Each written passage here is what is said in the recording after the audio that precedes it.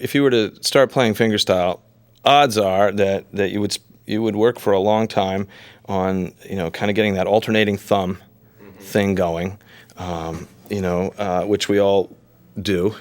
and we've all heard kind of that Travis style, right? Right.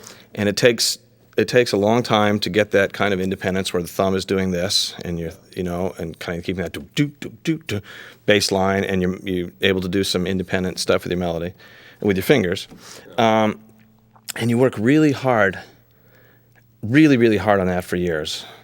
This is what I did at any rate, and then one day I realized, I've got this, and I hate it. Yeah. It's driving me crazy. If I hear another bass going, I'm going to kill myself. And so then you have to work really hard for a long time to make your bass, to actually create a bass line, to start thinking. I started recording myself, and I would listen back, and I would say, does that sound like a bass player would play a line? No, it doesn't. It sounds like a fingerstyle guitar player going do do do do do, and I don't want to do that. I want to sound like a bass player. So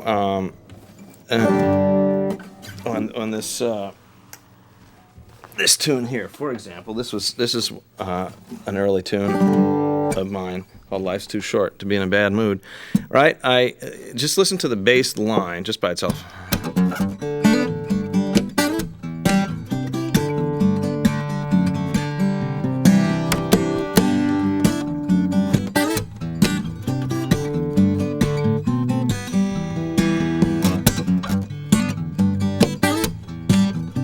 So that sounds like a kind of a funky bass player, and it's definitely not what a fingerstyle guitar player would play. So I went out looking for that. I went out looking for a way to hit the same note twice a couple times, go do do, not to do the do do do do do forever, because I was like I said, going insane doing that. And it's really kind of ironic because you work really hard to get that.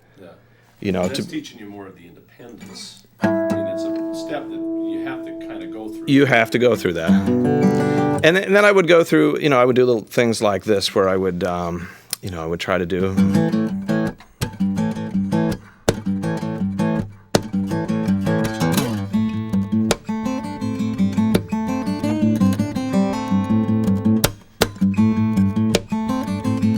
Right? Where it's just, you work out what it's going to be. You know what, it's a set melody, it's a set bass line, and you maybe write it out, and so you can see, where each note is gonna, how it lines up, and things like that. Or you've heard lots of the things like Pat Donahue does that Linus and Lucy thing,